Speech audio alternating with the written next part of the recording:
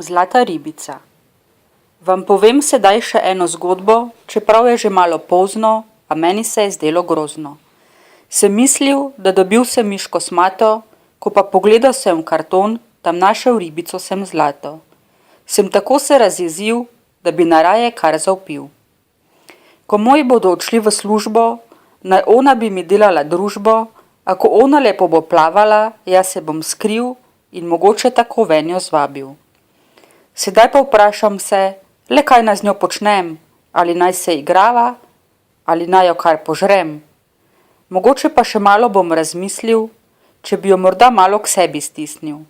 A ribica je spavska in lahko se zgodi, da mi skozi okno odleti. Brez nje lahko postane dolgočasno in ponovno se bom moral igrati sam, kako bedno.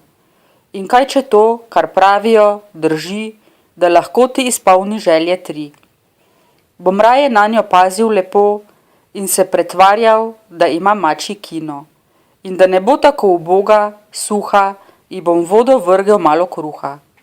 A so opozorili me in rekli mi, da ji ne bom kot Natašin bratec Goran, ko je bil mali, penečo kopel pripravil ji.